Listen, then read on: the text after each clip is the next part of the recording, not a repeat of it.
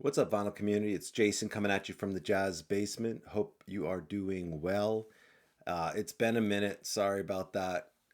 Life's been a little bit crazy. Was on vacation, came back, had some business travel, got COVID, was squirreled away here in the Jazz Basement for a couple of days, which in theory sounded great. Trying to isolate from my wife and son, locked away in the Jazz Basement, room full of records, but COVID hit me pretty hard, and just actually did not spin a single record over the course of 3 days. So um, all good though. We're all back on the mend, and here we are. So anyway, it's been a couple months since I put a video out. Been busy adding to my collection. Wanted to share a bunch of finds with you today, mostly upgrades, final upgrades, which is great on some really key albums that I love, and a one album or two albums in particular that I've been very fortunate to add to the collection. So let's go ahead and get started. First up, I love Bill Evans, and whenever you can find an original press, try and add it to the list.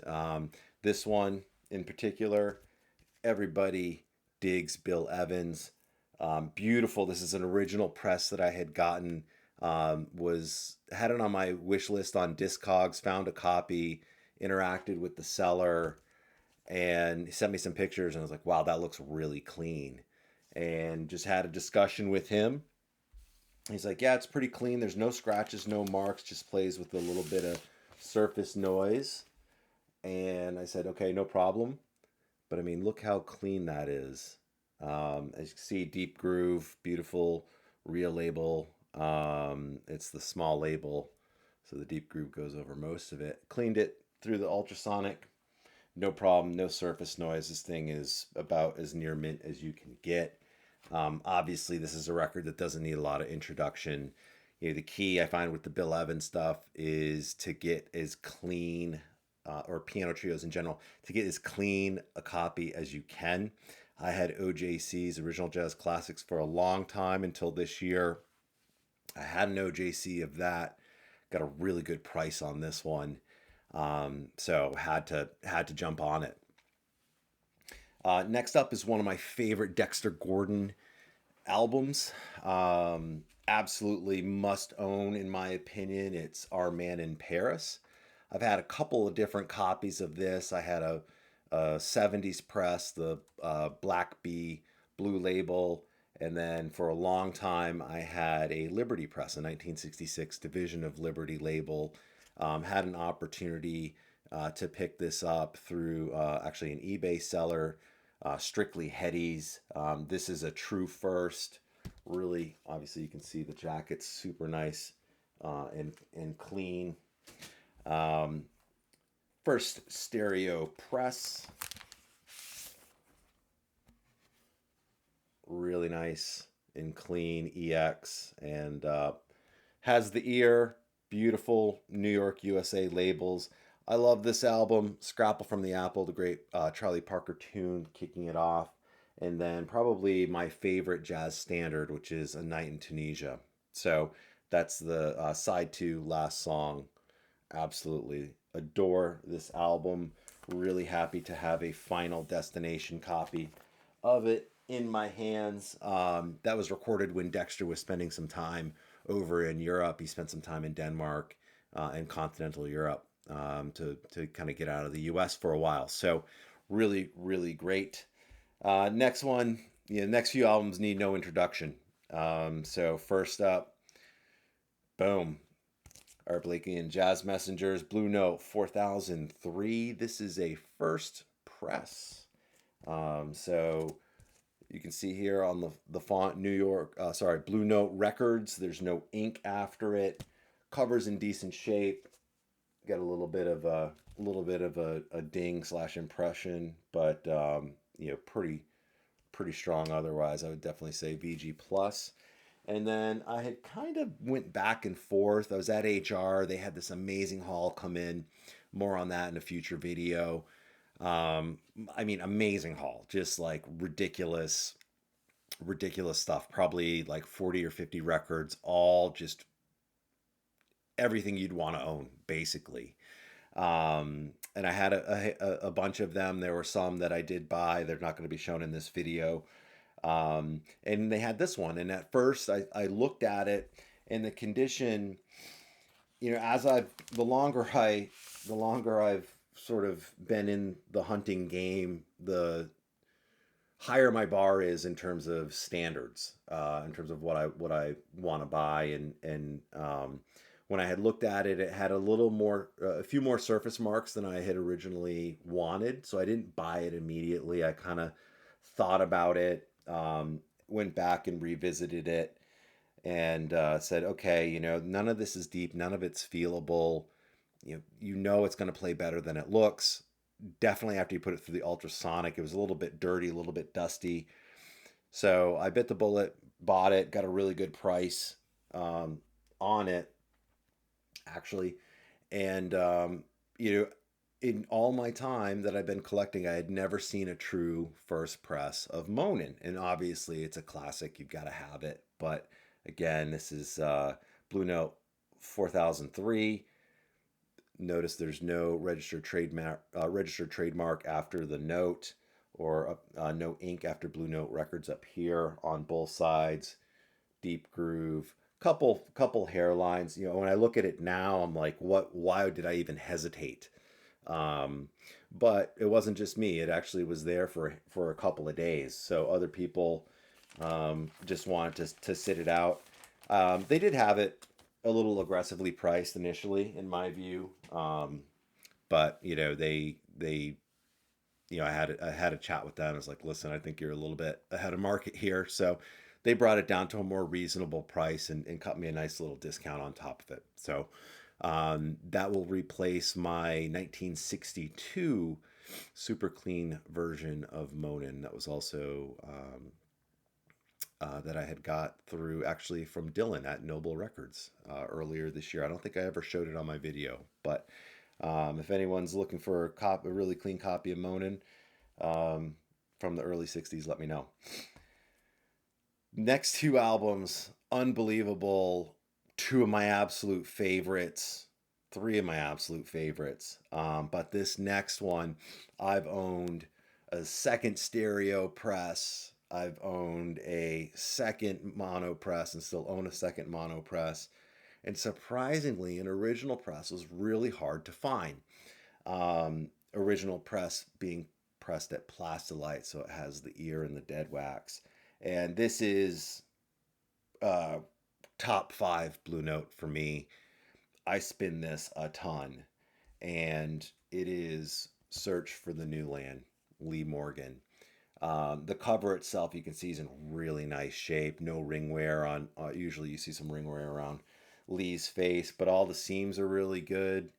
Um, Again, my tolerance for splits has really gone down as the more I've been in the game. But this one's really great, and this is another great story where you wanna reach out. So I got this from Slow Low.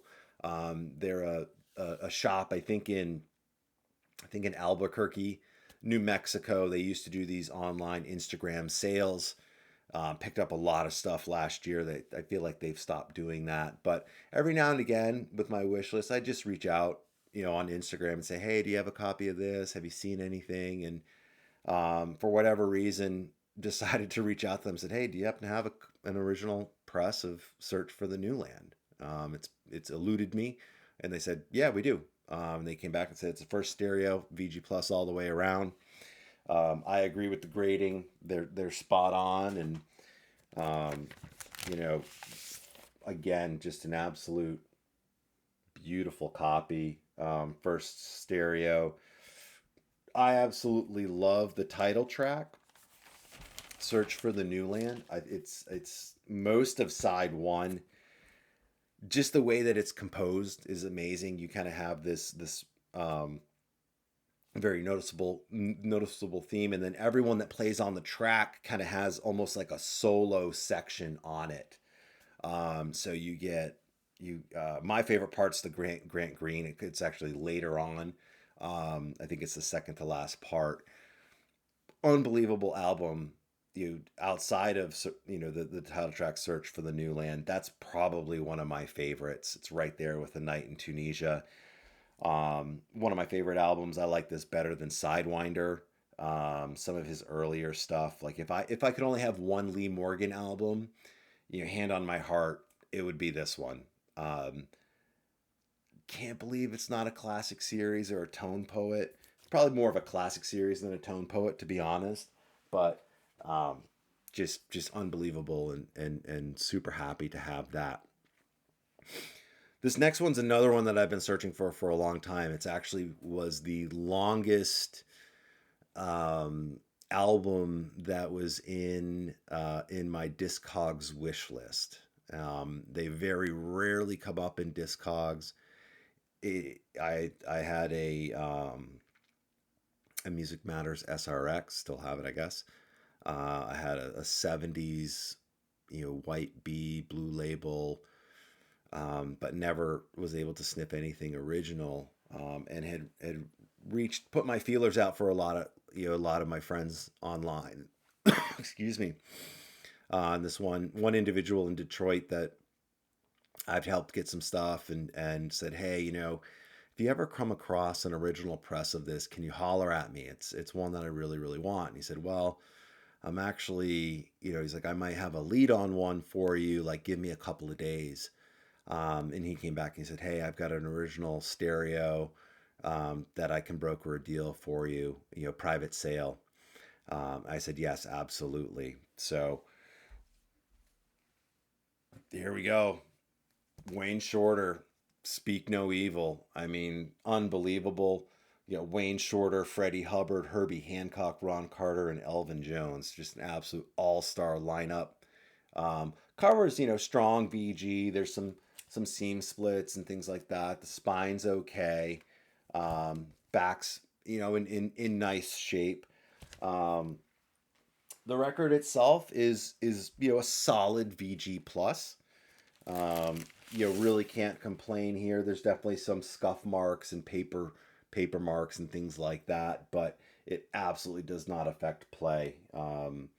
Again, that's with the Blue Notes, that's kind of what you get. Is you look at this, you say, okay, well, it might be some surface noise. This thing plays beautifully. I mean, don't have to say really much on the music. This is an absolute classic Blue Note from the mid '60s. My favorite Wayne Shorter, maybe it's either this or Night Dreamer or Juju. I mean, you really can't go wrong with any of those. But this one's been really, really elusive, and just happy to have what most likely will be my final destination copy, unless I get something cleaner. Lastly, um, this one was a very tricky one to find. It remains pretty elusive, and I'm just ecstatic to have this in my collection. And it's in amazing shape. So it is Basra, Pete LaRoca. So featuring Joe Henderson on the saxophone, Steve Kuhn on bass, Steve Swallow on, I think it's Steve Swallow on bass, Steve Kuhn on piano, and Pete LaRoca on the drums. As far as I know, this was the only time this group ever got together. It's a 1965 session, or it was released in 1965. Unbelievable playing. Um, the whole album, start to finish, is killer. My favorite is the opening track. It just has this haunting beauty to it. I don't know how else to explain it. Unbelievable. And again, this thing is super clean. Um, as you can, I mean, it's like near mint. There is basically nothing wrong with this. And again, really hard to find. Um, really hard to find. I've never seen one in the wild. Again, this is a private sale that another collector was looking out for me. Increasingly that's how I find a lot of stuff where people kind of reach out. So that one's a tough one to find, but it was released on the Blue Note 80th anniversary series. I don't think those are out of print, but $20, $25 well spent. Um, that's a top five Blue Note for me. I mean, I just play it all the time. I feel like I mean, in this video, search for the new land for me, top five Blue Note, best Lee Morgan. Basra, just start to finish, is just a killer album. Um, Stream it, find a copy. 80 Blue Note 80th anniversary series is probably going to be your best bet. It's very elusive to find an original. Was really lucky that I had someone looking out for me. So, um, hope you're all well, and hope you enjoyed the video. Lots more to come. I'm getting really close to 1,000 subscribers, so I've held back some grails that I've acquired over the summer that I'm going to share once I get 1,000 subscribers. That's going to be my big reveal. It'll be worth it. If you're not a subscriber and you're on the fence, hit me up, as my 6-year-old would say. Smash that like and subscribe button. Um, and hope everyone's doing well. And I will be back soon with another video. Have a good one.